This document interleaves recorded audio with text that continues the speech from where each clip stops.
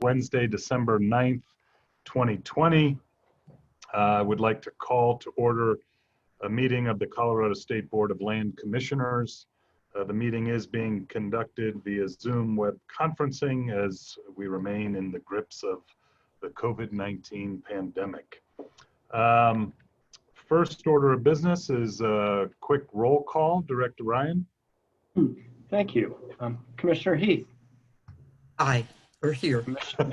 Commissioner Carney. Here. Commissioner Butterworth. Here.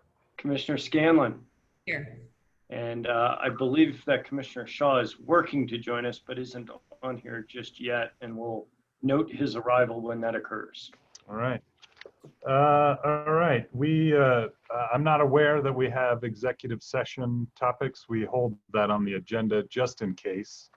But perhaps fortunately, we don't need to have an executive session today. So our first item today is what has become an annual tradition for the Land Board, and I think it's a long overdue when we started it, and it's a fantastic way to sort of wrap up a year, even in a year like this. And a lot of work goes into caring for our lands and stewarding our lands, and the opportunity to recognize lessees in a meaningful way, I think is important to the work that we do. And with that, I would maybe turn it over to Director Ryan, who will introduce Kristen Kemp, who will then lead us through our awards presentation. Bill? Thanks, Commissioner Butterworth. As you said, our December meeting is normally a festive one, and we try and take some time to celebrate the accomplishments of staff and lessees. Normally, we're all together at a nicer lunch, and we're able to invite some of our great partners to join us. This year, that's not possible, but we still wanted to make sure we recognize some of the folks who really embrace our goals, particularly around stewardship, and are great partners to us throughout the year. So we have nominations, dozens of nominations of folks who are great partners. That is really wonderful that we have so many folks to choose from, and it's a difficult decision every year. From that, we select winners in 3 different categories that Kristen can talk about here in just a second. Before I turn it over to Kristen, I just want to thank her publicly. This has been new for all of us, and Kristen went out and found ways to interview and recognize our lessees and create videos. She's learned new software. She's updated her LinkedIn page. She has truly been earned the title of communications director this year. You've had to find all sorts of new ways to do that. So Kristen, you want to introduce your video and our award winners?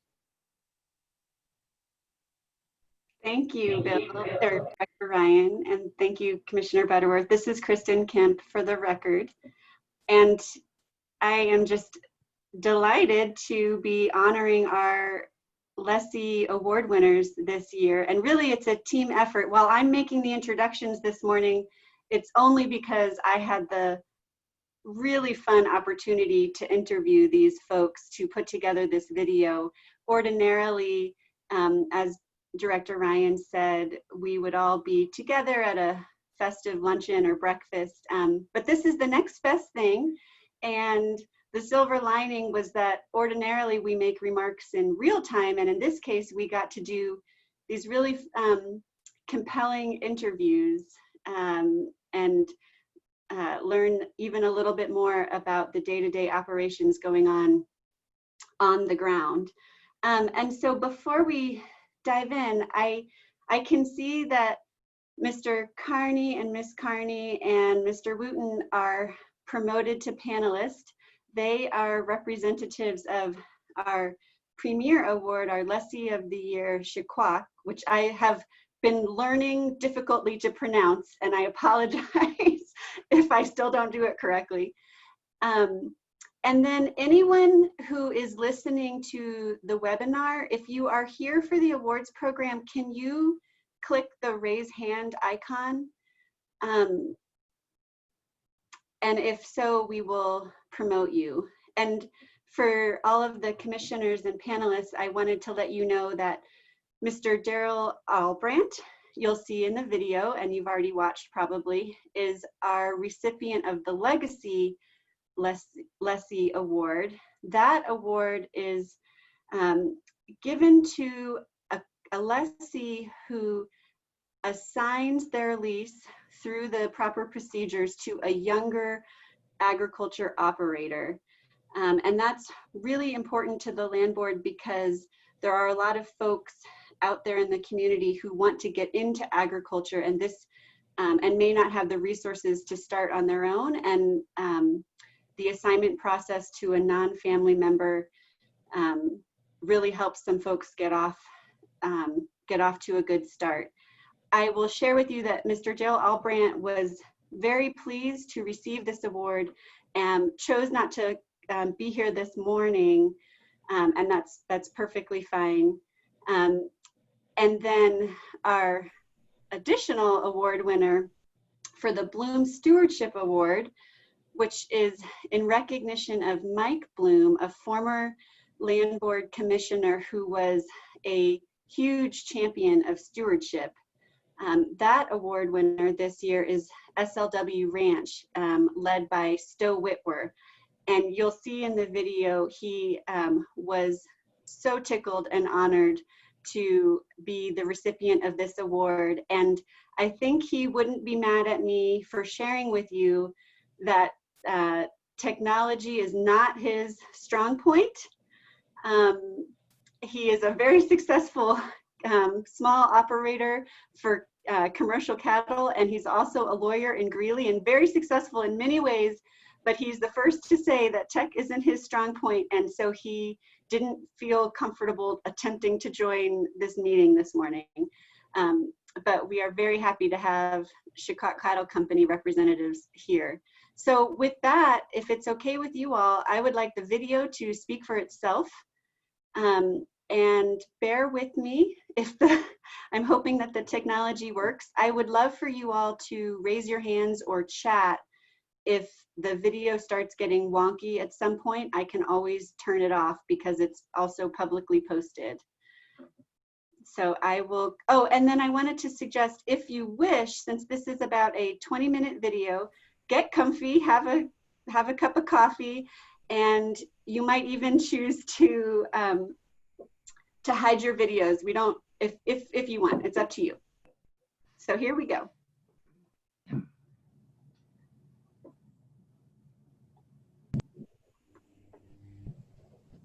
Are you seeing my screen? Yep.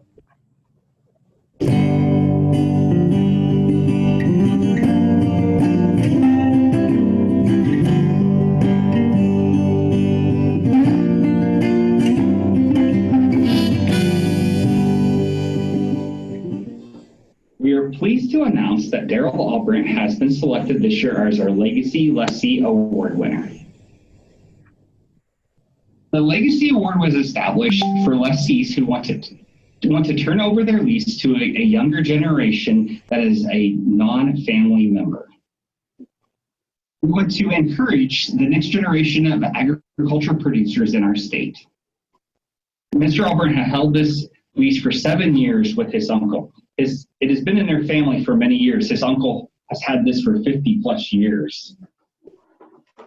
Their agricultural lease consisted of 2 parts. The top part of the lease was an irrigated portion of the lease that they brought their own irrigation of water to the property to irrigate with. And the south part of the lease was a grazing with a home site that was adjacent to the road. Due to the circumstances in their family, they saw the opportunity that it would be best to look at an assignment of their parcel to someone that was much younger. The process is that the lessee would contact the district office. We would help them coordinate filling out the paperwork to give us the information about the new lessees. Then we would evaluate the new lessees to determine if they would be good stewards and good lessees. We are very pleased that Mr. Albrandt assigned his lease to the next generation. They have been a very, very good lessees on the property so far. Mr. Albrandt actually has been a junior high and high school teacher in Merino for many, many years. And he also is a track coach, and he's very concerned about the kids, making sure that they get the education and the worldly experience that they need to go out into the world. So it doesn't surprise me one bit that he would assign his lease to a new young operator in our community.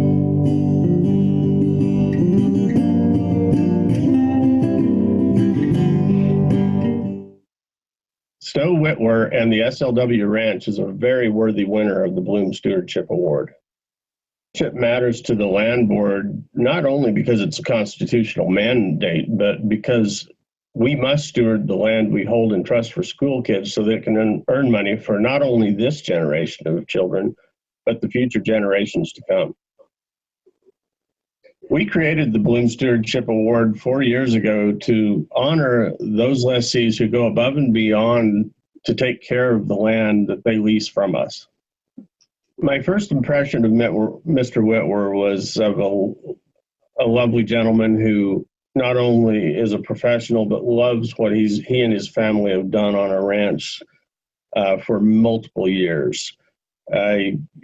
He's part of a generation that I always enjoy talking to because they have such an amount of history and knowledge of the past, and they fold that into what they're doing today. And in cases like this, they add new management to what they have learned in the past on a continual basis. And it's really fun to talk to people like that and to hear about what their vision for the future of their ranch is, and their next generations. SLW Ranch is one of the Colorado's oldest family-owned, continuously operating ranches. It's got a rich history of father and son who are running the ranch at this point that love the enterprise and love the asset they've managed for a lifetime. The first time I drove onto the SLW Ranch, I knew immediately that the management capabilities of the family that ran this ranch were exceptional. I was looking at sugar sand country out in Weld County that was very friable and very fragile, and had an amazing grass base of cool and warm season grasses. And it was obvious to me that they had been managed at a high level for years. My father, I'm Stowe Jr., my father, Stowe Whitwer, was born on the ranch in 1902, and he died on the ranch in 1991. His brother, Harvey Whitwer, joined him in 1930, came back from California where he was selling life insurance, and they operated Whitwer Brothers Herefords until 1960. They had the oldest continuous operating Hereford operations, counting my grandfather's time, in Colorado. The ranch that we now call the SLW Ranch was land owned by J.M. Studebaker, and he was part of the Studebaker Manufacturing Company at that time, and they later made automobiles. For about 12 years, and had operated it as a large horse operation.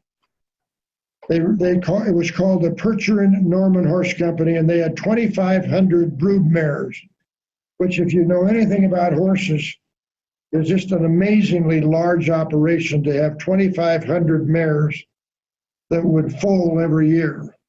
Anyway, in 1899, something before that, they ended up with some property in Weld County, and they were going to operate a ranch, and they brought my grandfather, Harvey Whitwer, in to manage the ranch and to sell off portions of the ranch. In about 1913, my grandfather bought out his uncle J.M. Studebaker and another partner. So he was the sole owner of the ranch, but he had to pay for it, and he owed money to the Federal Land Bank that he'd borrowed in order to pay them off. Short version is he lost the ranch in 1931 or 1932 to the Federal Land Bank during the Great Depression. And my father and my uncle borrowed on the cash value of their life insurance and were able to borrow enough to buy back about 3,500 acres. Now, we have bought a little since that time. Since about 1988, I bought several farms and some additional property. I was a typical ranch kid. I didn't know until I was close to 30 years old that I'd worked very hard growing up. People used to talk about, did you work hard? And I didn't really know what that meant, because if you grow up on a ranch, you just do what you have to do, but you do work hard. I had all kinds of accidents growing up. I was not very good with equipment. I was okay with horses, much better with cattle. You learn with livestock and animals a lot of things about life that you need to learn. They may be painful learning. I think I was 9, and we had a cow that had been down for a week. She was sick. I don't remember what was wrong with her. But we were working cattle in the corrals, and my uncle said he drove by and saw that cow was still down, so we were going to have to put her out of her misery. So, Stowe, you take the gun over and you take care of the cow. As a result of my shot, the cow got up and ran over the hill. She hadn't been up for a week. Well, I was 9 years old. I got terrified and went back over to the corrals and got my uncle to take me over in the pickup. And I'd say that cow got up, but well, by the time I got back over there, she's passed on. But I never forgot that. We now operate a purebred Hereford operation, but not registered. And it would be called a small commercial operation. Part of our legacy from my father and my grandfather, and that is, you've got to treat your cattle well if you want them to treat you well. And we believe that very much. And so part of that is to make sure that they're well taken care of, not just living. We want our cattle to be thriving, and they will do much better for us. I will tell you what we've tried to do over the years, and that is, the big thing is to not overgraze. There's not magic to that. It's sometimes you have to make judgments about whether and if you're short of grass and you're not getting any rain, you have to get cattle out of there. I would say we've done a fairly good job with that, and that the pasture, our pasture, we're proud of, and we include in that section 6 and 8. We have planted grass mixtures on our own, and especially along roads, and that's helped us a lot. We've also done something else that's, I've been told, is crazy and you shouldn't do it. But sometimes when you have lots of rain for 1 or 2 or 3 years, you get a lot of heavy growth of unwanted weeds, and sometimes those weeds will grow 5 or 6 feet tall. And we've actually taken our heavy-duty bush hog and knocked those big weeds down. the goal being to let the sun reach the ground and the lower grass growing. And we found that to be a very helpful, invigorating act for the lower grasses. We feel that through that and some other things we've done, that this is not just on the section 6 and 8, but we've restored about 900 acres of our pasture. Section 6 is as fine a grass growing section as you can find in that area. And considering as part of our ranch, and I know that's a little bit overstepping, we don't mean to, by saying that we have any more proprietary claim than anybody else, but we operate it as for our cattle purposes as part of our ranch. And it's an excellent section of land for cattle. Thank you for this lovely award, and it's incredible. It's very creative, and I am proud to accept that on behalf of my family, the SLW Ranch Company, and it makes me emotional just looking at it. It will fit well at our ranch. Thank you.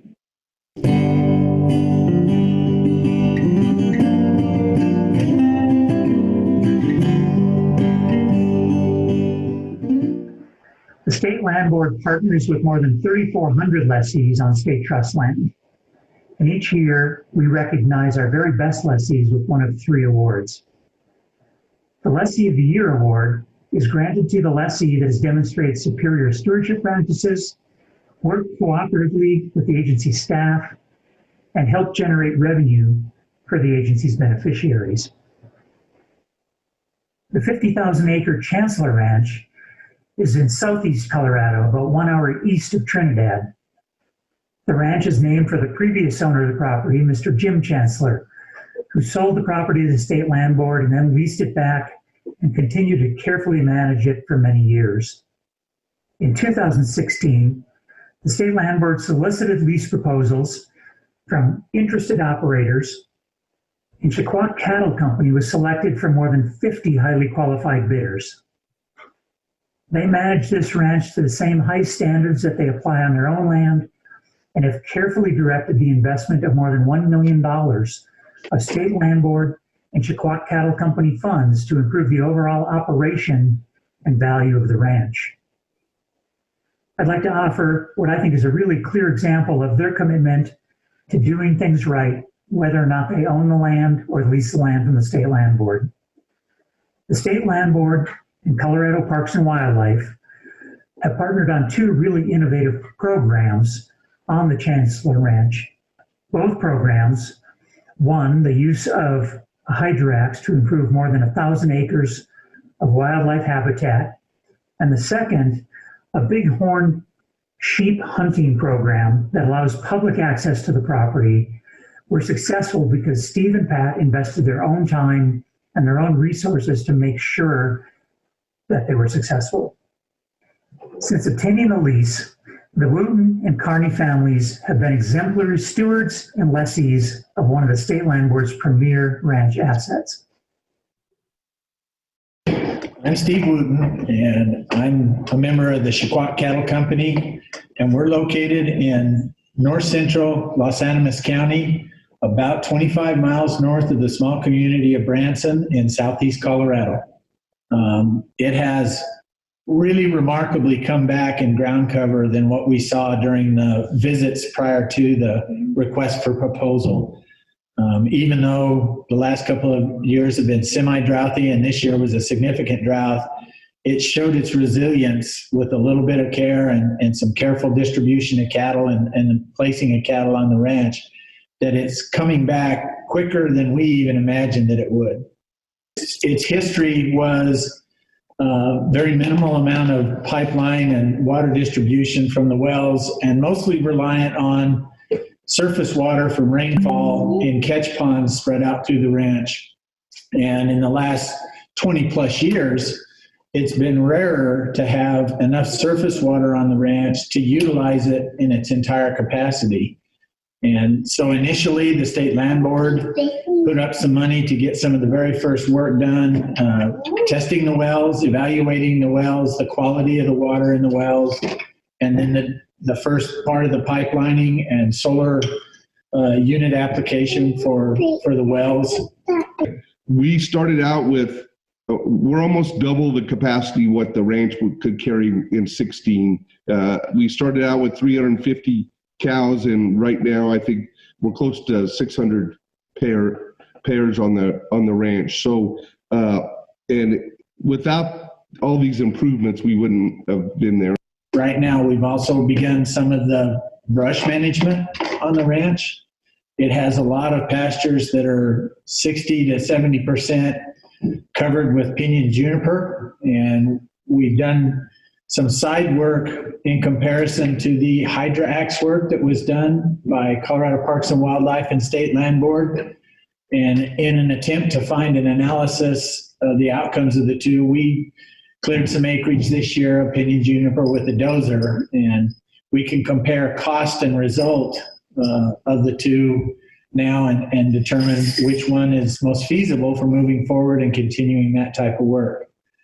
Of course, the other major component for the State Land Board was for a lease this size and with the expectation of being on the ranch full time, there was no adequate housing on the ranch. And so the State Land Board asked us to go out and design and bid out to carpenters 2 houses to be built on the property. And through the first couple of years, they were under construction. They are now finished and being used and inhabited, making it much easier to be over on the ranch and getting the work done. I'm an accountant by trade, so then I'm going to add figures to what Steve said. So we've put in 20 miles of pipeline, 15 new tanks, 15 redone tanks, and 6.5 miles of fence in the last 5 years. So we think that's significant amount of infrastructure that we've added. And like Steve said, that it's just made the ranch a different ranch with the input. So a little bit on the other side of our lease, we also bid the recreational lease.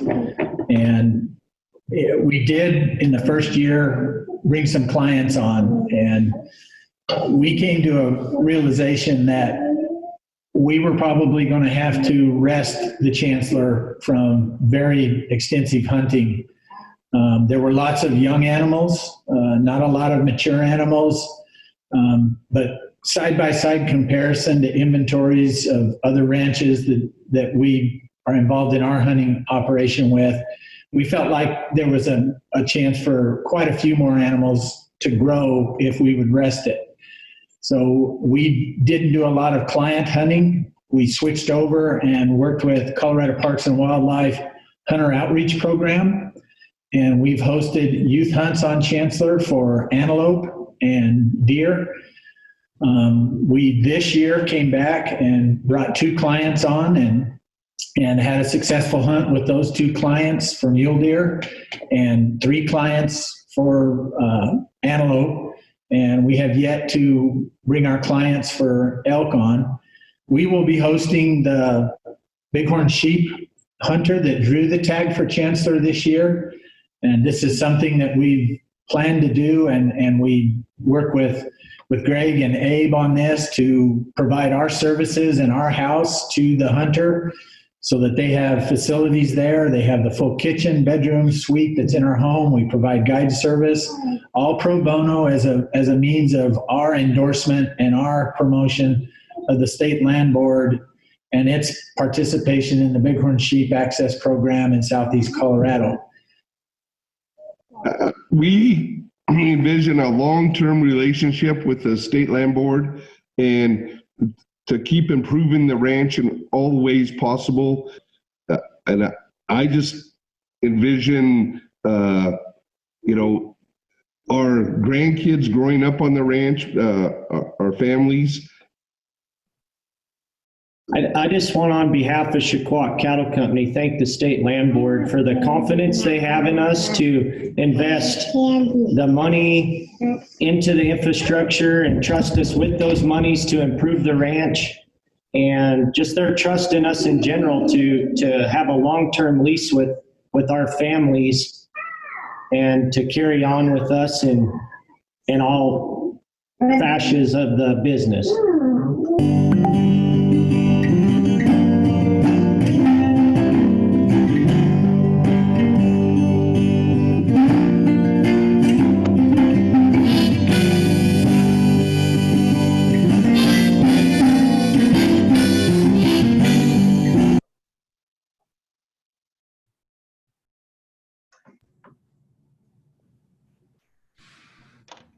Terrific job, Kristen. That was awesome. And I'm not saying every year you should do a video, but maybe every year you should do a video, because I'm with others, hearing people's voices for a longer period than just the ceremony, and seeing their ranches.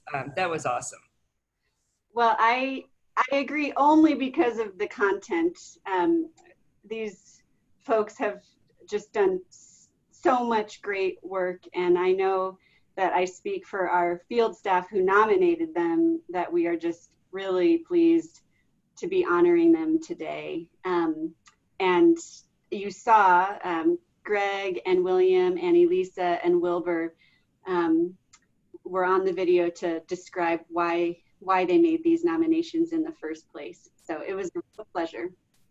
Yeah, well, thank you, Kristen. I thought extremely well done. And yeah, I like the videos, but I think I like the in person probably better. There's just, I like the ability to see the excitement and enthusiasm in real time. But I do believe, Steve, you raised your hand, our outstanding lessee of the year.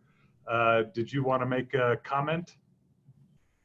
Only to add on to what Brady said in the video, how appreciative we are that you selected us and have worked with us and partnered with us on so many different projects, from natural resources, the rangeland management, to infrastructure, to wildlife. And then we were even working on a project to start doing some schools, some grazing management seminars. And hopefully when we get past this COVID, we can get back to those educational opportunities. But just a big thank you from all of us to the State Land Board. Well, thank you. And thank you, Aaron and Patrick Carney. I see you all are on the call, and certainly appreciate your leadership and stewardship of Land Board assets. We're certainly grateful, and you are an outstanding model. Commissioner Heath? Yes, once we're past COVID and we do this in person, I'm hoping we might also continue the filming, because it provides an archive of ranching in Colorado. And I think, you know, it's a wonderful way to cumulatively, not only from a historical point of view, you know, give us some reference points, but to really chronicle the accomplishments of these ranching families. So I would propose, if we're able to do that, to continue to do these videos, because it really adds a lot. Yeah. Love that idea. Agreed. Great. Well, again, thank you and congratulations to the Wootens and the Carneys. We appreciate what you've done. Thank you, Kristen, and the staff for the efforts in a very challenging year, but well done, and certainly greatly appreciated all the way around. So, Steve, thanks for joining us. Pat, thank you for joining today. We appreciate your partnership. yeah. All right. Well, we'll keep the meeting moving here. Just a little bit of business to take care of. We do have open public comment period as part of our standing meeting, and this would be an opportunity for attendees who wish to make comment on non-agenda items have the opportunity to do so at this time, and simply do so by raising your hand, your virtual hand. And I'm not seeing any. So we'll move on to announcements. Director Ryan, anything? Nothing to add that's not already in the book or the staff report. All right. Thank you. How about commissioners? Anything for benefit? All right, man. Being efficient today. Now we have our Department of Natural Resources Executive Director's report, and I saw Doug get promoted, and also saw your father get a promotion of sorts. No comment. Great. No comment. That sounds like it's not official yet, even though the media is reporting it, huh? Yeah. All right. Anyways, welcome, How's Doug. that new baby? She's great. She's great. She's getting big, talking a lot. Yeah, she's doing really well. We want pictures. Oh yeah, I'll share some. Or the actual baby seen. Hey, just have her run in. She probably would have made an appearance at the December meeting if we were in a normal world here. So yeah. We'll see. I'll try to keep it quick as well. Of course, the main focus on DNR and the governor's office remains COVID-19. I'm sure all of you saw that the governor tested positive, and the first gentleman as well. The governor's had very light symptoms, and the first gentleman was hospitalized and is back at home now, thankfully. So obviously kind of touching everybody in the state, regardless of how careful many of us are. Statewide, we had 3,711 new cases yesterday, so seem to be kind of plateauing again around 4,000 or so cases. We don't usually see kind of the impact of events or kind of holidays till 2 or 3 weeks after, so I'm not sure if we've actually seen the impact of Thanksgiving yet. I'm sure in the next week we'll see how well we all did with social distancing over Thanksgiving. Hopefully well. And just the governor's office continues to stress, really limiting gatherings. I know it's challenging during the holidays, but just something we all need to stick together and work on until we can get the vaccine into the state. As well, I think since our last meeting, we have a new level on the state status dial. So there's a purple level now, essentially a red level, severe risk, purple level, extreme risk, kind of a more well-defined way to determine whether an area needs to go back into the stay-at-home category. Purple is kind of the new stay-at-home, and red level being just kind of more heightened risk. The real indicators are hospital capacity, things like that. When we start seeing those numbers getting really worrisome in some areas, then those areas will be moved to purple. In terms of good news, we have placed our first order for COVID-19 vaccine, 46,800 doses. That is 1.69% of the doses that we've been told are available, and Colorado's population is 1.69% of the U.S. population. So that's kind of how we're working on that. And the governor's office and the state are working on prioritization for those initial doses. And I know I imagine the land board commissioners are on that exactly. list. Yeah. Yes. So we can have our holiday party. Unfortunately, we didn't get quite in time. But really focusing on first responders, healthcare workers, of course, and folks in care facilities, things like that. So we'll be hopefully seeing some of those doses in the coming days, and hopefully turning a corner after many, many months and working on this issue. Other than that, we obviously have had impact or kind of work with the General Assembly over the past few weeks as well. That didn't touch DNR directly. We didn't have much engagement at the Capitol on those issues, but of course, a lot of them focused on the economy, on small businesses, on healthcare, and that impacts us all. So very happy to see some very good bipartisan bills come through and signed by the governor last week. Other agencies, very similar to what we talked about a few weeks ago. CPW is still very busy with Fisher's Peak and implementing the regional partnerships executive order. Big game hunting season winding down, still a few birds out in the Eastern Plains to hunt. So our guys out there are still very busy. And of course, still working on the next steps for Proposition 114, reintroduction of wolves, and kind of working through kind of the legal, scientific, stakeholder needs related to that, and very engaged with the Parks and Wildlife Commission there.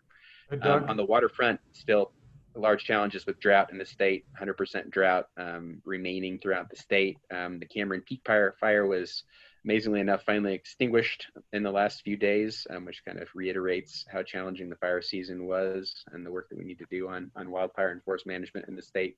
That's, I believe, going to be a big focus, certainly of DNR. And obviously, all of you know Director Gibbs's kind of involvement in wildland firefighting and kind of interest in those issues. So he's very interested in thinking about how the state can be more engaged and kind of have a better strategy in the future, despite the large challenges that we have.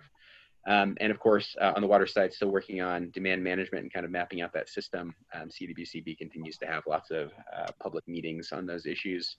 On the oil and gas front, kind of a huge milestone after Senate Bill 181 on November 23rd, COGCC completed their mission change rulemakings, alternative location analysis, cumulative impacts, and wildlife rulemakings. So I think Bill said that Julie Murphy was slated in the coming meetings to present an update on those rules. They go into effect on the 15th of January, if I remember correctly. And so right now, COGCC is really focused on getting ready to implement those rules.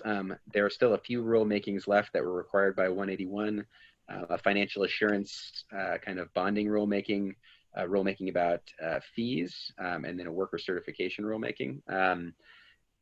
The next, I think, on tap is financial assurance. And I know the State Land Board back in 2018, at the very end of the Hickenlooper administration, was engaged with some of those conversations and a report that was drafted by me and a number of other folks with COGCC. And I think they're going to kind of pick up from that report. So we'll make sure to involve Land Board staff kind of in that conversation because I know there's lots of interest in financial assurance as well with the State Land Board. So happy to answer any questions, but that's all that's going on at DNR these days, and probably much more actually, but those are the highlights. Has COVID impacted hunting licenses, activity, that type of stuff? It has. We have had a lot of refunds. I would say the mix of COVID and wildfires, because obviously a number of those units where we had wildfires are prime hunting units. So we processed a lot of refunds this year, both because of COVID-19 and wildfires. I think the plus side is that because of the Future Generations Act a few years ago that we passed, the wildlife side of the agency is doing pretty good in terms of their revenue. So no immediate impacts now. I mean, I think they're in pretty good shape, and we were able to kind of help our customers out, I suppose, this year and still maintain viability. So, and then oil and gas, I don't, it's on our, noted in our staff report, the number of cancellations that are coming in, and just imagine you and Director Ryan are in contact, and the impact that that's going to be having on our revenues. That's going to be I think a hard pill to swallow in the coming years, for sure. For sure. And we were just talking about that last week. And I think, you know, not just State Land Board revenues, but, you know, any number of other kind of entities that depend on severance tax revenue in the state as well. I think, a lot of challenges, a lot of conversations we're going to have about the kind of future of those revenues. And obviously just kind of the State Land Board mix of funding coming in the door. I mean, it just kind of raises lots of questions about that, and about what we've talked about in terms of trust asset reallocation, things like that as well, which the Director Ryan and I were talking about last week, and continue to try to make sure is on the radar, despite you know, challenges with anything, any type of legislation, anything like that, with the budget situation as it is. But yeah, it just seems to me it's another, you know, we've been trying to you know, get out ahead of this, and now it's sort of real, and I think it only strengthens the case for sort of reassessing the distribution of assets. So I know you're working on it, and I appreciate that. So. Unrelated to DNR, but COVID related. The New York Times a few days back published a "Where Are You in Line" thing that you can click in your age and et cetera, et cetera. And I am 92 people are ahead of me out of 100. And they apparently are going to vaccinate most of Summit County before me. And I think it's because I'm not at risk of being a super spreader because I'm not that much fun. I'll have to look up my stats. Somehow I'm guessing I'm probably 99. Although with the baby, maybe I get bumped. I have a small child. I might get bumped with a baby. I'm not sure. But my 20-somethings are like 40 people ahead of me. So I'm vaguely insulted, but it's kind of true. You're not going to enough parties, obviously.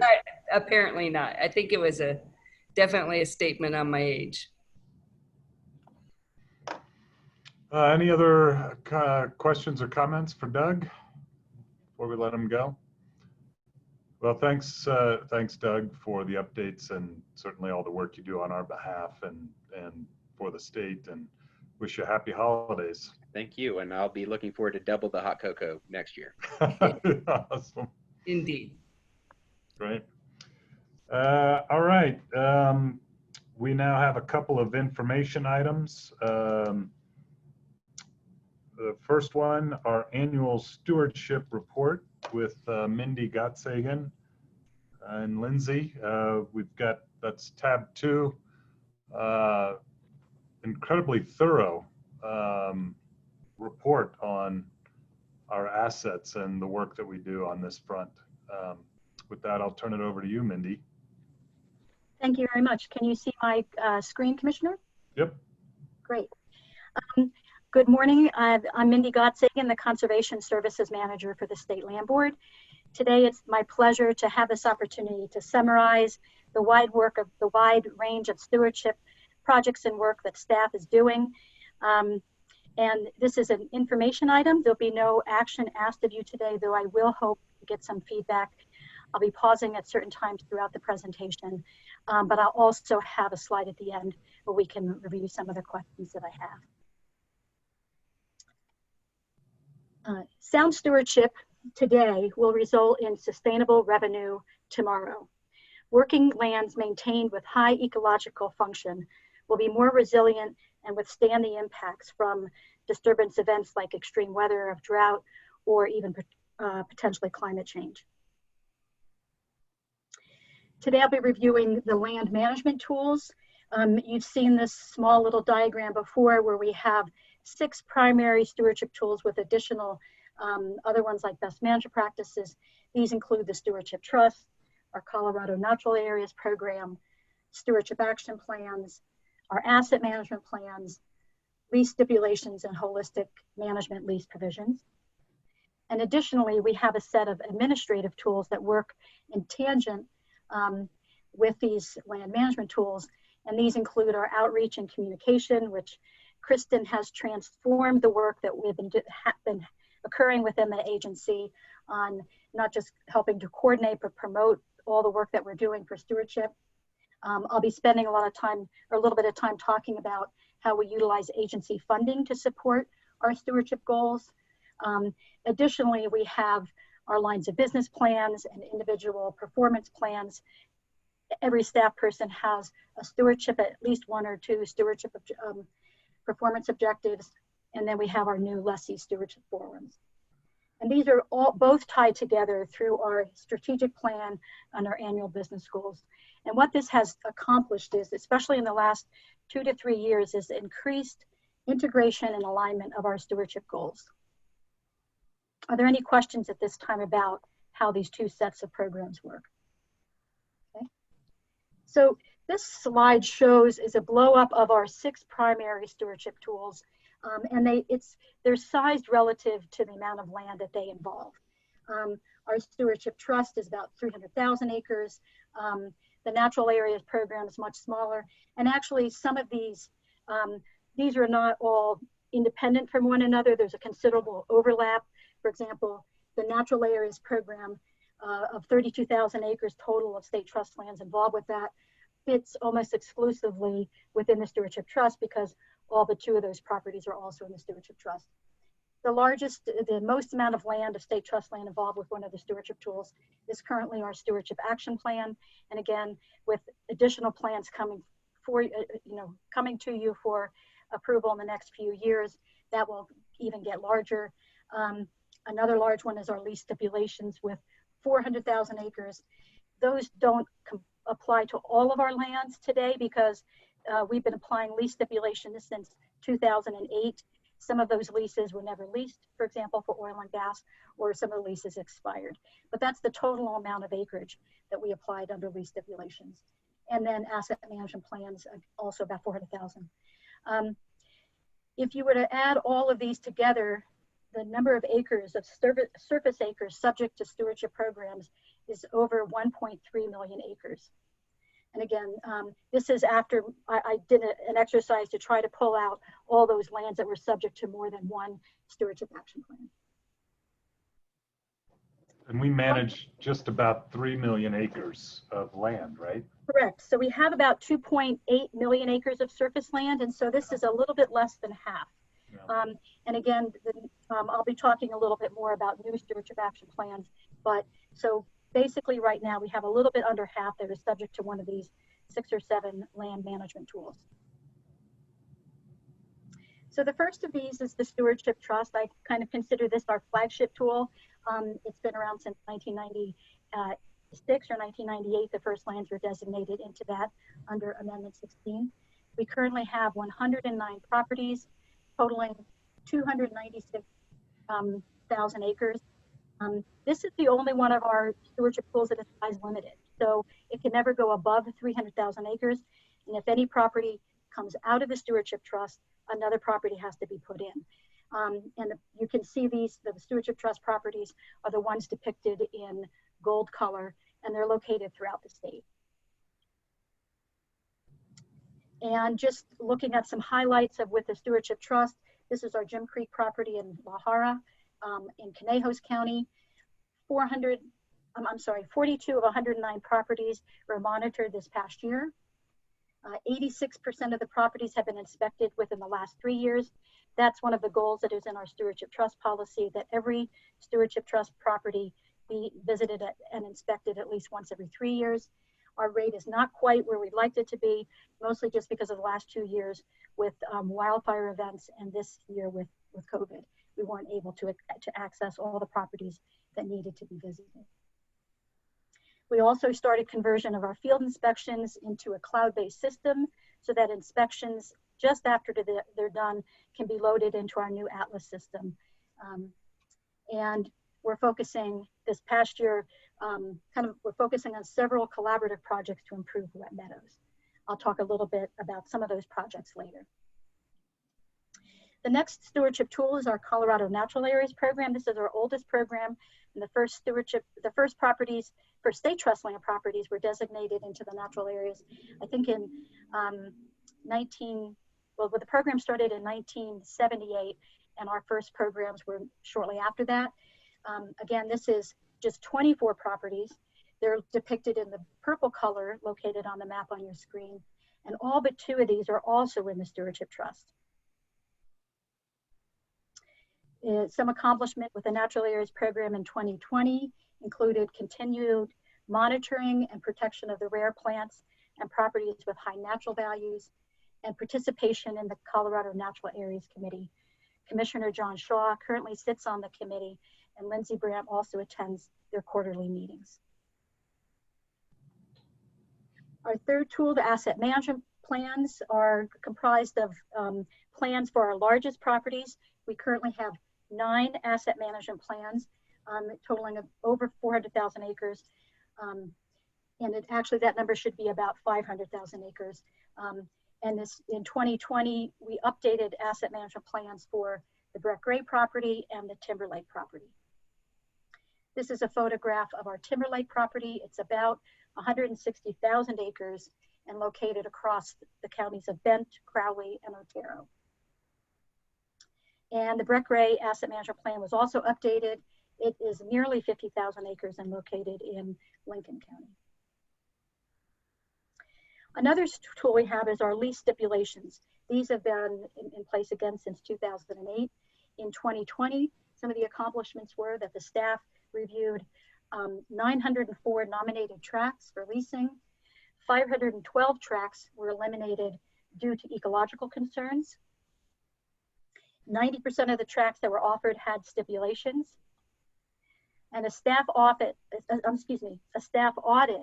of all the stipulations issued to date since 2008 found that 100% of the lease stipulations had been met.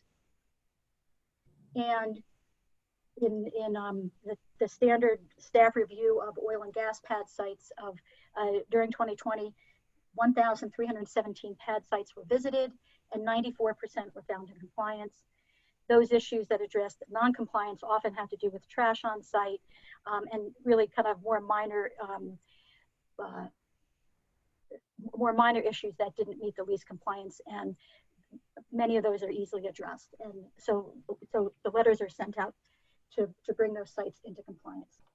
Mindy, if I understand this correctly, I think I'd like to highlight the 100% of lease stipulations have been met, because you know, our process in reviewing nominations and so forth, often, you know, there's the general stips, and then there are heightened stips, and we have the standard list, and we have the supplemental list, and a lot of, you know, input on concerns around you know, leasing the land for particularly oil and gas, but any other use. And you know, early in my tenure, there was great concern about whether or not, you know, it was appropriate given the concerns around wildlife and breeding times and migration times and all of that. And the fact that 100% of stipulations met, and to understand that there's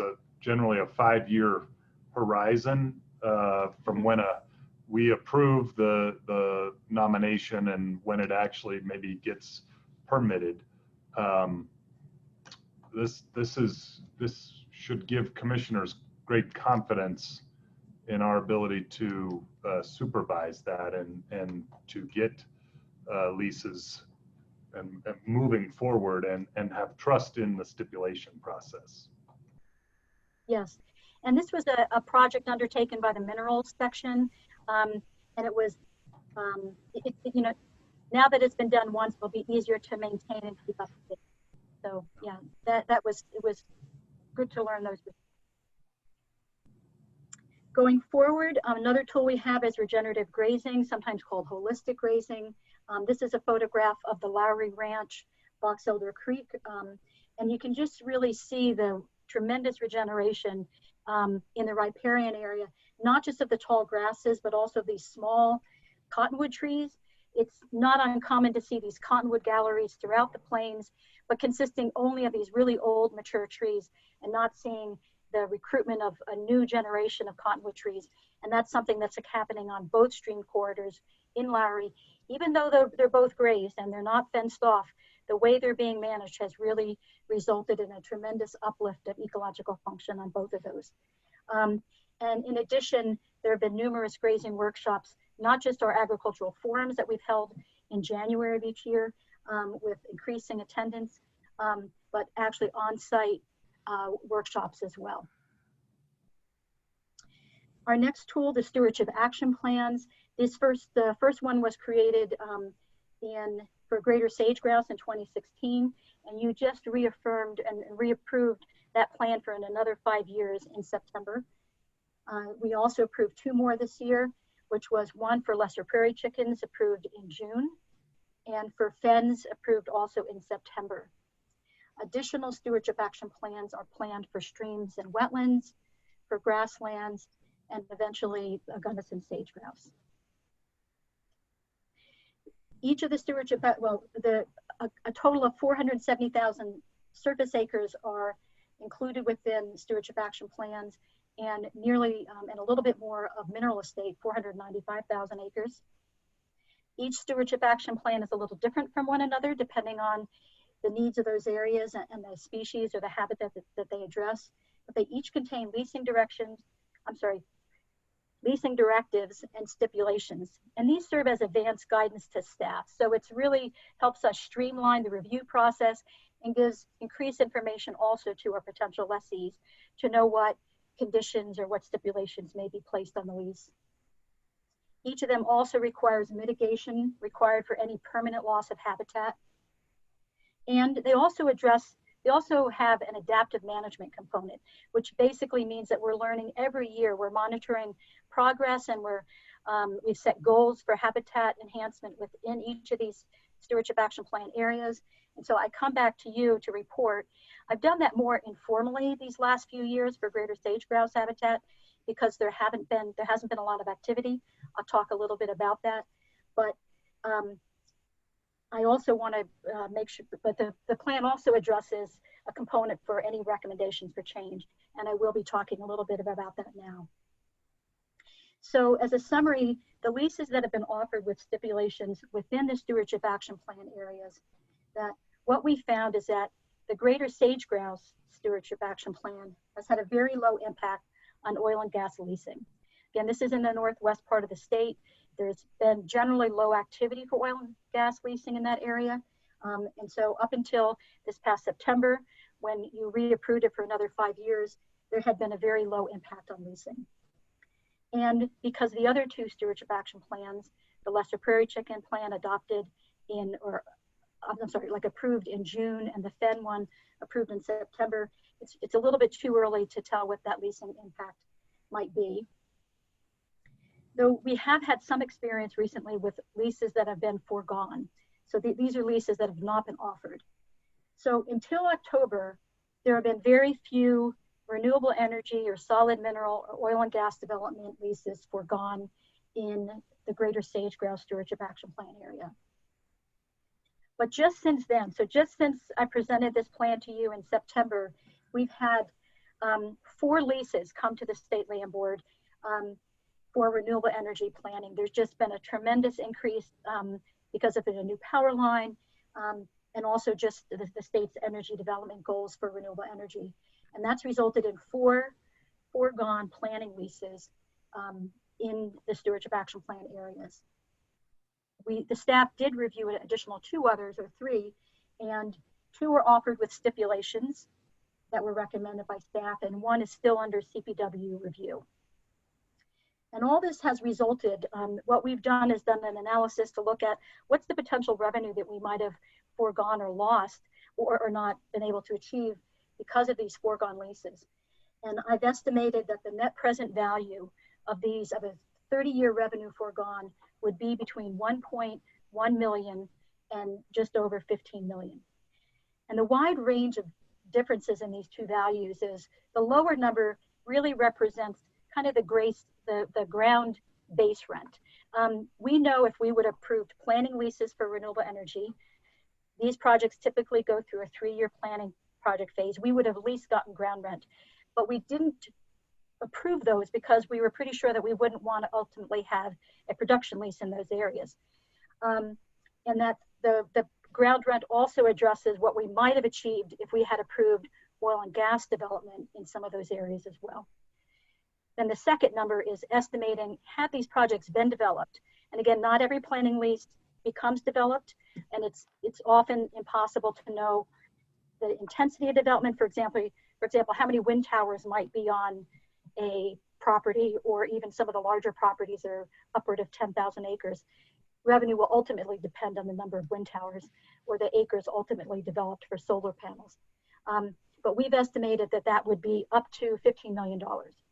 So this is our first really kind of opportunity to really see what the impact of the stewardship action plans may be. And I think it's important for the commissioners to understand that we're just beginning to see that there is some impact.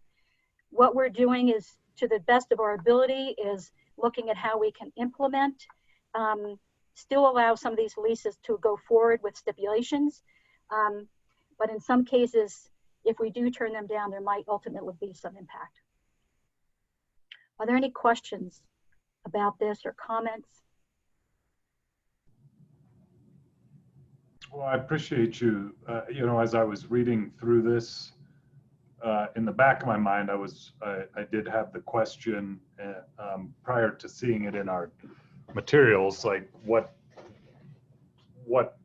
opportunities, costs have we incurred? And I appreciate at least an effort to try and capture some of that. Yes, yes, Commissioner. Oh, sorry, Commissioner. Yep. Mindy, on the picture just before the oil rig, can you go back to that on your slide? That one. Where is that? That's such a great photograph. And can you actually, I mean, can a person, is that a rare sighting or is that something that one could see? Yeah, this is a picture that was taken by CPW, and I actually, you'll notice on most of my photographs, I actually show the location.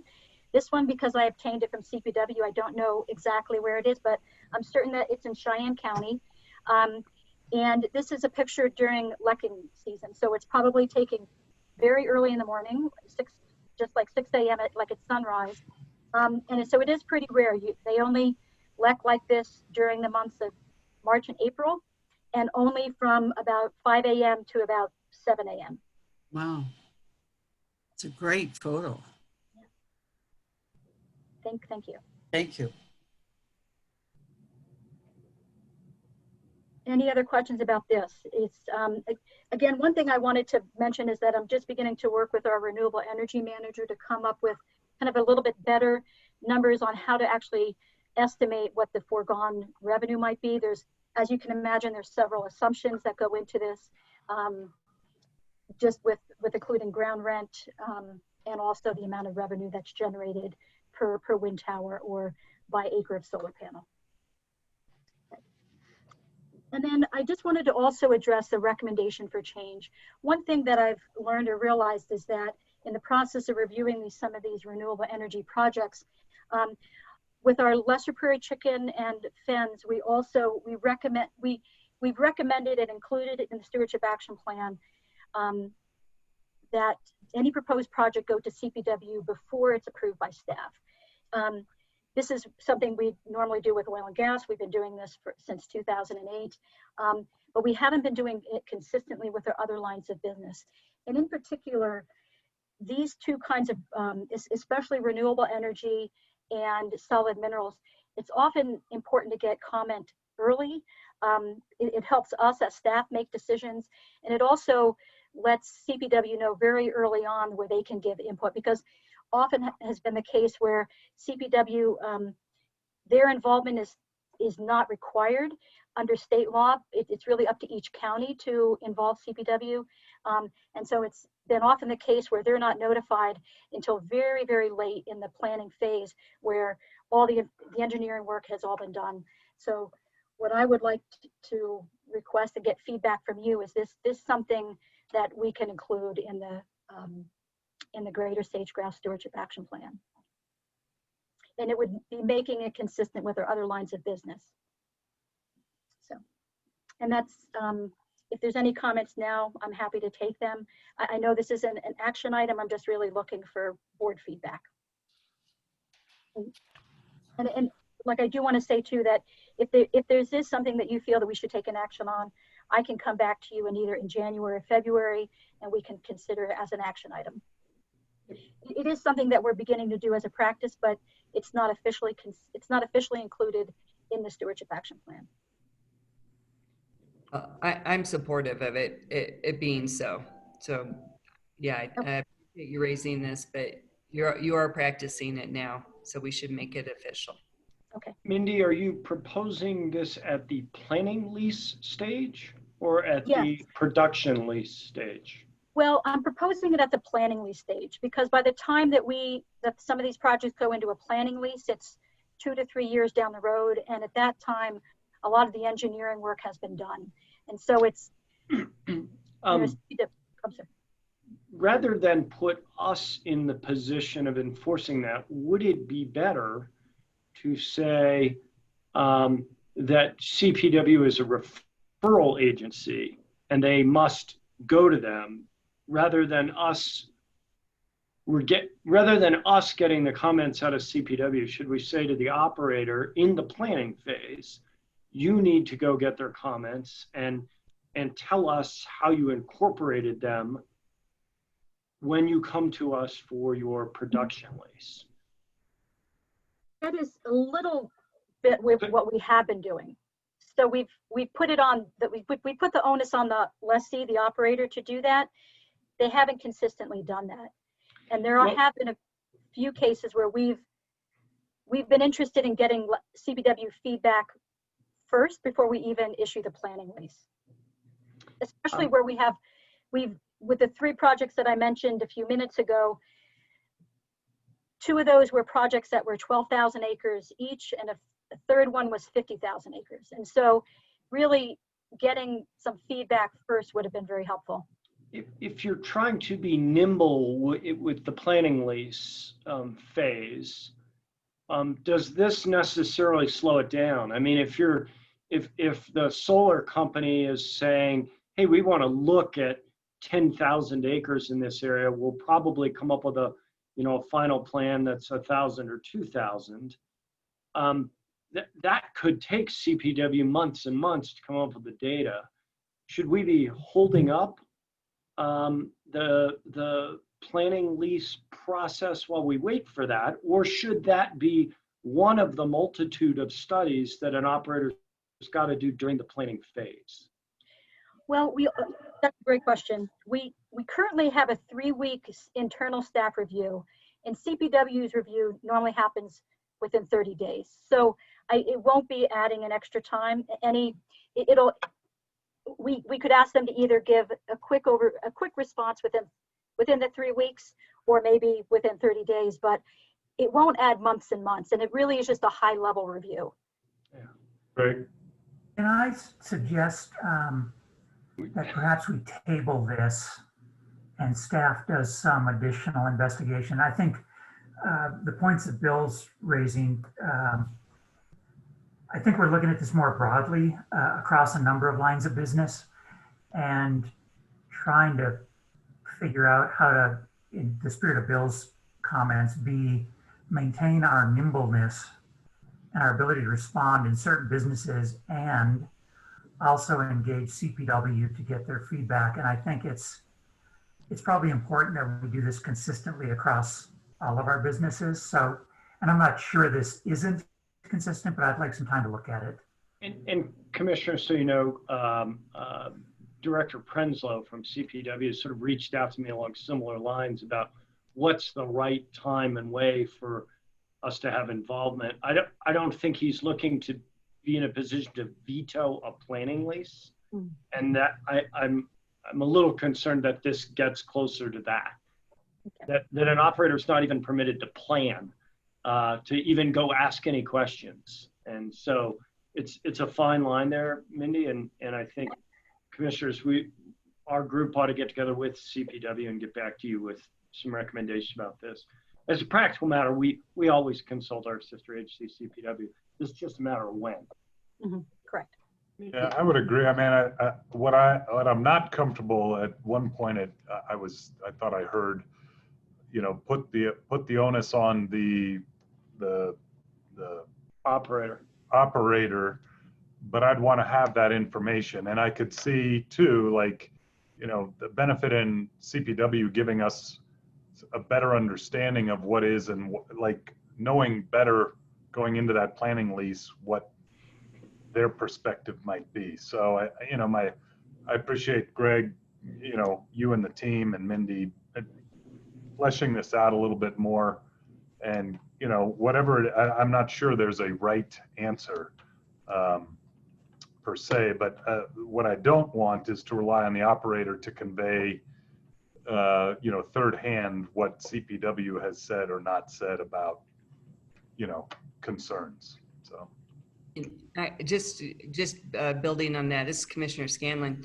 I agree with everything that's been said. I just support the intent of this. Yeah. So if we can find the right way to do it, I think it's important that we do so. Yeah. Commissioner Shaw, did you have something? No, Okay. I did, Commissioner Butterworth. This is for the record. This is Ben Teschner, the Solid Minerals Manager. I just wanted to make the public and commissioners aware that seeking comment from CPW is already written into the solid minerals policy. And as part of the staff review, one of send an email to them with the details of any new solid minerals leases. So, and those get reported in the presentations that come to you when there's a new solid minerals lease. And typically they're written in the stipulations as recommended by CPW are written into those leases. All right, thanks, Ben. Thanks, Ben. Okay, I'll continue with the presentation. Yep. So at this point, I just want to stop and take a look at the funding mechanism, and I'm going to take you on a little bit of a trip through some of the highlights of some of the projects. I know we haven't been in the field much, but I do want to show you some of the projects that we've accomplished. But before I do that, I just wanted to explain that the funding for these stewardship projects occurs kind of through several base budget accounts or funds, the Public Enhancement Program Fund, and the Lowry Ranch Enhancement Management Account, and the I&D Fund. In fact, during the stewardship presentation, or during the Lessee Awards, the discussion about the improvements made on the Chancellor Ranch actually reflected some of the money spent this past year through the Investment and Development Fund. And so there were total in 2020, and this is a fiscal year report. Fiscally, we report from July 1 through June 30th. And so while most of the other stewardship goals that I've talked about occurred in the calendar year of 2020, this fiscal information is reported as by fiscal year. And so in a pie chart, you can see that in 2020, about 40% of the funds spent on stewardship objectives came from the Investment and Development Fund. Again, not all investment and development funds are shown on this. These are just the ones that were targeted toward more stewardship outcomes. The next largest amount is almost 30% came from the Enhancement Fund. These funds can only be spent on properties in the Public Access Program. The next largest amount is the Weed Fund with 20%, and other funds include Ecosystem Services, Stewardship, and the Land and Water Fund. And there's also an Appendix 3, I think, or Exhibit 3 in your packet under this annual report, lists a long line of achievements through different lines of businesses. In those, I want to highlight all the work that's done by our district staff reviewing all of our agricultural lease inspections. 703 were reviewed last year. 93% were found in compliance. And this is a tremendous part of making sure that our lands are managed well and sound stewardship practices are applied. And with that, I want to take you on this little tour. Just going to be very brief. And I just want to kind of show you on the ground or some of the pictures and a kind of more of a hands-on look on what we're doing like around the state for stewardship. Many of these projects involve collaboration with other agencies and organizations, including this one, which is a site visit this past summer that Lindsay Brand attended on our Miramontes property. And it's the first step in conducting a wet meadow assessment project to improve the filtration of water across the property. A second one of these is our Jim Creek property, a stream and habitat restoration project. We also had a volunteer planning. This is about a 2.5 mile project, involved restoration of the stream and planting. And this past summer, we were there the same day that CPW was doing a fish study. This property now has over 1,000 fish per mile, which is a very high number of fish. And the percentage of Rio Grande cutthroat trout, one of our 4 native trout species, went from 3% to over 70% of the fish caught. So it's been a highly successful program. Another project we did this past summer was mapping our fens and drawing the boundaries of all of these fen sites. Some of these properties are very large, but the fens only occupy a very small amount. And so in order to protect them, we want to know exactly where they are so we can collaborate with our lessees on a protection plan and a grazing plan. This depth shows these floating peat mats can be, are normally you need to measure the amount of the depth of the peat moss in them and how far they are underwater. We also cleared nearly 300 acres of pinyon juniper. This photograph is from our Cross Mountain property in Moffat County. You can see a before picture, and then this is an after picture. Not exactly the same site, though it is the same property. And the photograph is a little bit darker, but you can see the disturbance and you can see the shredded pinyon juniper in pockets throughout the property. And again, that Hydroax is continuing to work up in Northwest Colorado to benefit wildlife habitat and grazing conditions. We installed 6 miles of a wildlife-friendly fence on our large Independence Mountain property in Jackson County. We collaborated with BLM and CPW to install this project. Additionally, we worked with the same partners to, we worked with Colorado Parks and Wildlife and the Rocky Mountain Elk Foundation to install 3.5 miles of a wildlife-friendly fence on Right Hand Creek property in Moffat County. This is one of our highest value properties for elk hunting. And we're also, I'm hoping to bring to you in a couple of years, the results of a wet meadow restoration project we're also doing on this property. We've been working with Ducks Unlimited to do a water improvement program for our Sherman Creek Ranch in Jackson County, studying how the water is used and moved throughout the property. Our Lesser Prairie Chicken Habitat Assessment, we work closely with CPW to take a habitat assessment methodology used in Oklahoma and develop it for Colorado. So we're really pleased with the results of that. This photograph was taken on our Two Buttes property down in Prowers County, and you can see the wind turbines located off to the west from that property. Another example is our wet meadow restoration near Johnny Moore Mountain in Jackson County. This is a 3.5 mile long wet meadow restoration that's kind of in the early phases of degradation. So it's really nice to work on a project that isn't that severely degraded and where a little bit of work can go a long way. And we're working again with Colorado Parks and Wildlife and BLM. This is an application of Canada thistle rust on a control down in the San Luis Valley in Saguache County. The fence on the left has kind of waist-high Canada thistle. What you can't see on the right of the fence is Canada thistle, equally invasive, but only about 6 inches high. What I did was applied Canada thistle rust by first wetting some of these Canada thistle rosettes, applying this dried fungus. It's just ground up Canada thistle that's been affected by the Canada rust, and this hopefully in 2 years we'll be seeing dramatic reduction in Canada rust in Canada thistle on this property. And then our pollinator habitat project.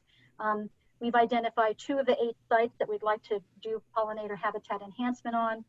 Planting in this past year, however, was delayed due to the drought conditions. But we did create a pollinator video. And so I'd like to pause for just 3 minutes at this point. I'm going to stop sharing my screen, and Kristen is going to come on and show the video through her magical YouTube video ability. Fingers crossed. Okay. You're 1 for 1. Are you seeing my screen? Yes. Great.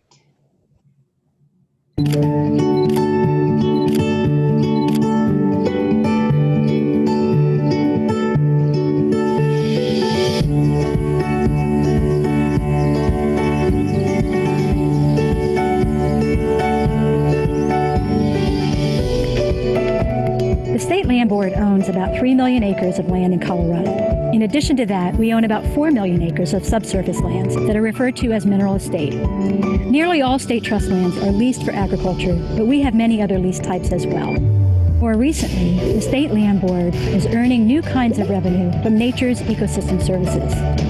These new uses are wetland, stream, and wildlife mitigation banks, and our new Pollinator Path program.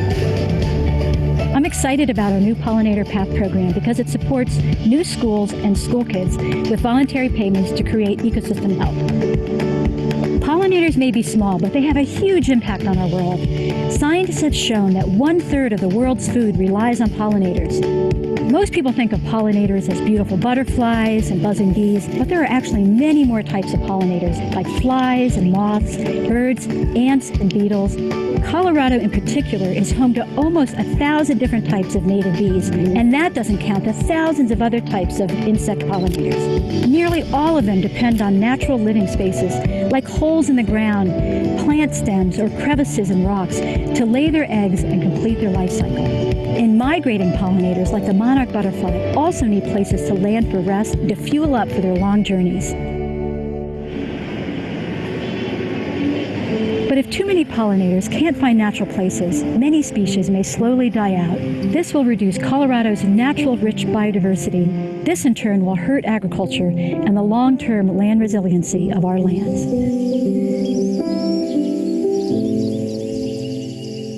So the Colorado State Land Board is restoring pollinator habitat on state trust lands. Our Pollinator Path program is a 3-year pilot project to test new ways of planting and managing pollinator habitat. We will plant pollinator-friendly plants such as Rocky Mountain bee plant, purple prairie clover, Indian ricegrass, and blue grama grass. We'll also be measuring our progress over time to see what works best for pollinators. The sites we'll create, they'll just be from 2 to 20 acres. That means it will have very little impact on our existing agricultural operations that lease state trust lands, but a big boost for the pollinators that live there. Anyone from the public can make a donation or a payment to support the project. A group of coworkers, a classroom of 3rd graders, and even someone wanting a unique Mother's Day gift. It's exciting that helping native pollinators and restoring their habitat will help fulfill our mission to generate revenue for today's school kids while also stewarding Colorado's natural resources for tomorrow's schools and students.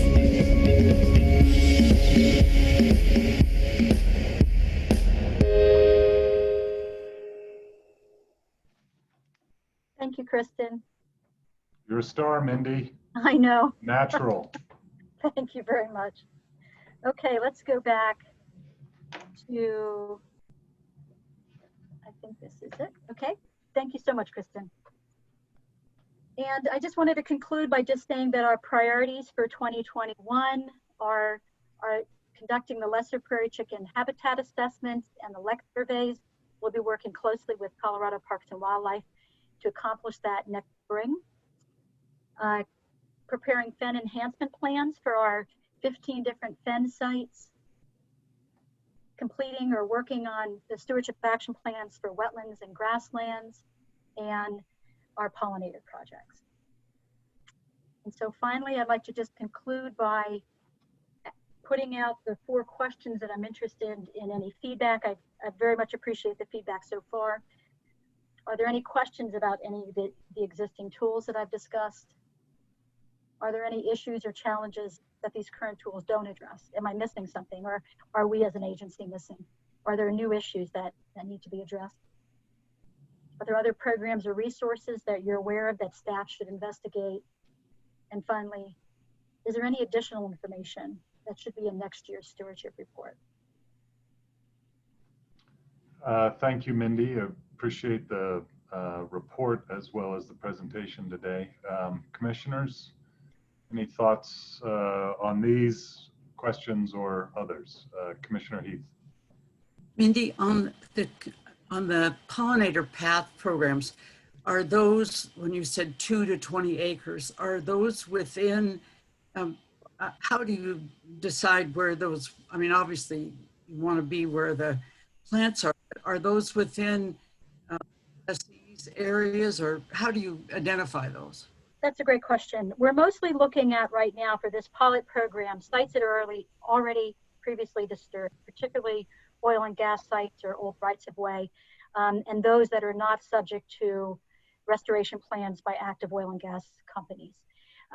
There are, however, few other properties that are former cropland that are available, and they're kind of too small to lease out for cropland, but they'd be a great opportunity to do a larger pollinator program. So that's kind of what we're looking at. I see. Okay, thank you. Sure. How does the pollinator program get funded? The board, it's funded through the Ecosystem Services Program. So one of those programs, the budget lines that I showed you, I presented, you may remember about a year and a half ago, I think it was in August of 2018, I think, or whatever, that I proposed a 3-year pilot project with certain funds every year. And so it's funded over a 3-year program, largely through that budget. And really, because we haven't, most of the cost is really associated with site preparation and weed treatment. There is some cost with planting, of course, but we haven't actually spent most of that money because the program was halted this year because of the drought. And Mindy, this is Commissioner Scanlon. I know we've chatted before. My organization has a pollinator program as well, the Honeybee Health Coalition and the Monarch Collaborative.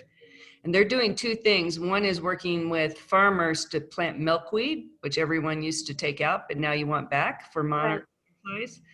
And they're even working with departments of transportation to plant pollinator-friendly plantings along highways and such. So I think this, we're trying to encourage farmers to take on these practices too. So I just think it might be a good resource for you to look into. If there's anything you find of interest, just let me know. Thanks so much. I do want to share that I have been working both with Colorado Department of Transportation and CPW to come up with kind of a statewide pollinator project that we could potentially apply for Restore grant funds next fall. So we're in very early stages of that. We all have a little bit of a different focus, but together we think we could really create a nice program for the state of Colorado. That's awesome. Thank you. Thanks. Any other thoughts or comments? This is Commissioner Shaw. It's the first time that I've really seen this where you kind of wrap your arms around the whole program. It's impressive. It's really impressive. Thank you very much. There's a lot that we do, and clearly it's not me. I have the privilege of pulling it all together, but our whole field operations staff is really built around stewardship as well. So I get to show all the pretty pictures. I don't have a lot of photographs for all that they do, but thank you very much. I had just a couple things on my list. I think with the Stewardship Trust, just, anytime there's land that's nominated that's in the Stewardship Trust for any sort of development or use, we always have to address the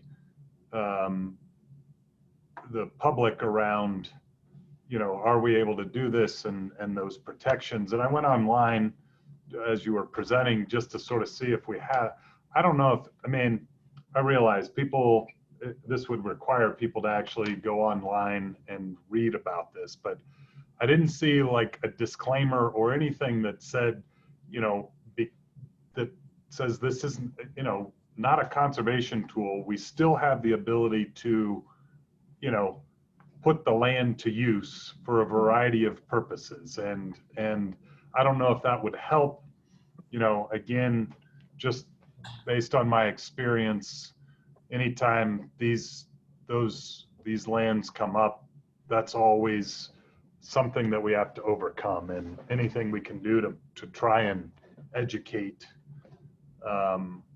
so that it's very clear that these are not absolutely protected lands, and that our job is to respect them and those values, but it doesn't tie our hands on what we can or cannot do. No, that's a great point. And we can emphasize that on our website. And really the whole point of our stewardship action plans is the development and the development of the resources of those properties, of those resources, but in a way that addresses, that protects the natural values as much as possible. CPW relationship, I think that's important to continue.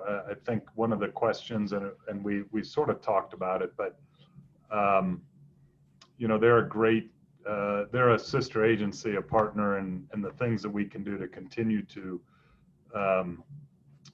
nurture that relationship, I think is important.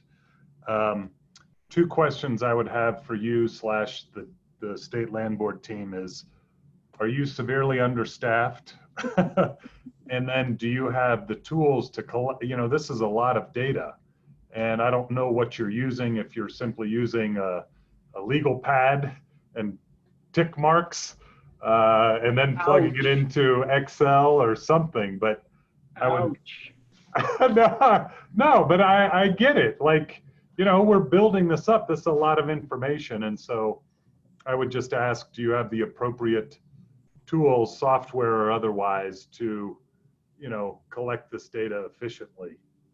Yeah, well, thank you. I'll just address those very briefly. And I feel like everyone at the State Land Board has so much on their plate to work. So I don't want to single out the stewardship team, but it's just been a pleasure and a joy having Lindsay on board as the Stewardship Trust Manager. She also helped manage and is our liaison with the Natural Areas Program. And so she's been tremendous, and she's really taking, and making the Stewardship Trust really what it was always meant to be. Yeah. And then we are working very hard with our Atlas team to integrate a lot of that information into Atlas so it's available to the staff. Within a month or two, hopefully every single one of our stewardship programs will be identified in every single property. That'll help streamline the review and alert every staff member to what programs a property might be subject to. So we're working on that as well. But I appreciate those questions.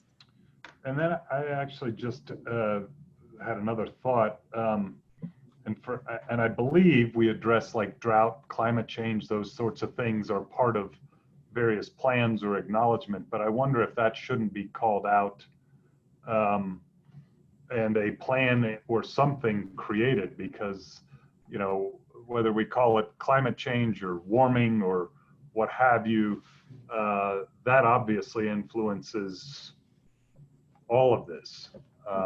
And so it seemed to me maybe, what is the land board's philosophy, or how do we take that into account, or that that is always taken into account, or something like that? Because I think we've acknowledged that as a threat or something that can certainly impact, our work into the future. That's a great point. We do have, for the first time in our annual business goals, we have a goal that addresses climate change. And so in next year's report, I'll be sure to report on that. And but I appreciate the interest and a desire to have more information included on that. And with changes of administration, I understand different attitudes around that. So I don't know that it's the land board's purview necessarily to come out, or that during a particular administration that tracks with those priorities or what have you. But as with everything else, it's a living, breathing document report. And that, I don't want to take us in a different direction, but it is one of the tensions that we feel very acutely in reviewing some of these renewable energy projects. We want to be a big part of the solution for meeting those renewable energy goals for the state, but we also want to do it wisely and protect the habitat. So. Yeah. Lindsay? Sorry, Commissioner Heath. No, I was going to say, at some future date, I'd like to see if we could visit Jack's solar gardens in Longmont. He's got like a national project to show how vegetation can thrive underneath solar installations. And it feels like, that is a constant issue for people who are resistant to solar because they feel like the ground underneath is damaged. And, maybe just a few of us could go up there to see if it really has relevance to the larger solar installations, but people are pretty excited about it. Yeah, I've heard him speak, and I think that's a great idea. I know we've begun to require that the land underneath the solar panels remain in native vegetation. Most of this is occurring on shortgrass prairie, so it's a little different than a garden or farm, but right. That's a great idea. Okay. Lindsay, I see you've joined us and you're showing your face. So before we move on, I just certainly appreciate the work, your role in this, but wanted to give you an opportunity to make comment. Thank you. I think Mindy's pretty well covered it. Okay. I hope you heard her recognition of the addition you have provided to make this program really work. Yes, I have. That was very nice. Thank you. Great. Okay. Commissioner Butterworth, just before we leave this, as you all know, stewardship is half our mission, right? It's earn revenues, take care of the assets. And I really want to commend Mindy and Lindsay. They put together the report that sort of shows all of the tools, all the arrows in our quiver and how we use them. But it's really not just the two of them. This has had to permeate down through the entire agency. The stewardship being half the mission sort of came with Amendment 16, and it took a while for us to get there. But I would tell you now, 24 years later, that I really feel like it is thought of in every decision we make and by all of the members of the organization, particularly the field staff. And this is our attempt to report out on it, just like we report out on the revenues every year. You know, we tell you about all the dollars and we can break that down into how we earned it and what the expenses were. And this is the effort to do that on the other side of the mission. And so I just want to publicly say thank you to Mindy and Lindsay for leading that effort, but also to all of the field staff and line of business leaders for incorporating this into your day-to-day thinking and pulling together a compelling report like this. Yep. Thank you. Agreed. Thank you, Bill. All right. Thank you, Mindy. Thank you, Lindsay. Thank you very much. Okay. In the home stretch here, staff report. Director Ryan, anything in particular you would draw our attention to? Or highlight? You saw some notes on the PAP that we've gotten some a little bit of feedback about that program. We're working with CPW to make that smoother, to be able to identify actual problems rather than sort of vague assertions of problems, and to make this run more smoothly as we consider adding another 200,000 acres into the program. So know that we're trying to listen both to our partners on the ground on our assets and our partner CPW to continue to make this smooth. Questions on that one? And then the only other thing I would add here under staff report, we skipped executive session today, but I did want you to know that we have in the Phillips lawsuit, where we got a ruling in our favor last month. He has appealed. We learned that 2 days ago. We'll give you an update in a future month, but that's going through its process. And so we'll address any questions you have in January, but we did want to just give you the update that appeal had occurred. Okay, thank you. Any questions about the staff report or for Bill? All right.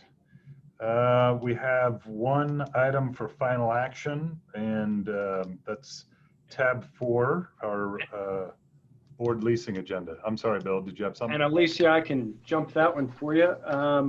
The lessee who submitted the lower bid filed a formal appeal yesterday, or whatever the deadline was. It was on the last day of the deadline. And so you will be getting this. There's no need for you to vote on it today because it's going to come to you as a request for review next month.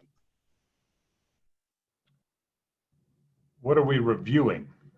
Because we haven't made a decision. Well, we made a recommendation to you today to pick the the winning lessee and the guy who, and we've informed the parties of that, and the guy who lost is So I understand your Commissioner, point. Maybe this is a good question for Ed. If he's a- you haven't, I think he's he's appealing appealing the a staff staff decision. decision, not your board decision. Oh, okay. I see nodding from Greg, is nodding from anybody else here. Did I capture this correctly?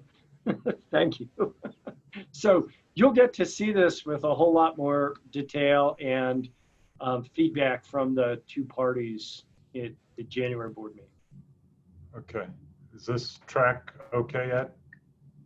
Yes. Okay.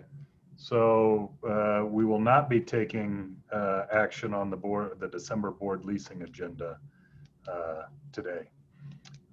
Any comments, questions, edits around our minutes from our last board meeting? If I hear none, I will just accept them by acclamation. Which brings us to a conclusion. Director Ryan, maybe sort of preview January meeting. One day, January 13th. Right now, I'm going to guess this will go into the early afternoon. It doesn't look like the full day, but it's certainly more material than this meeting. And there'll be some more Chico Basin discussion. It wouldn't be a fun land board meeting without some Chico Basin. Yeah. There's a few other assets that we're contemplating buying or selling. And so for planning purposes, I would tell you to block out at least until 3 for now. And if we can do better than that, we will. But one day, January 13th. I think Bill and I were talking. I mean, I think we should probably plan at least through April for Zoom meetings to continue, I would imagine. And I think we're trying to keep those at one day. And my preference and recommendation would be that it would be on the Wednesdays. Do any commissioners have any concerns about that? Yeah. That's great. And then, yeah, hopefully we'll be able to meet in person sooner rather than later. So any other final comments or thoughts? Commissioner Heath? No, just wishing you all a wonderful holiday, and thanks again to staff for the excellent work. And I understand you're going to be honoring staff at a coming staff meeting. Is that right, Bill? Do you want to share any of that in terms of awards? Will you tell us in January who some of your awardees? On December 18th, we will give out some staff awards, both for incredible customer service and efficiency, those sorts of things.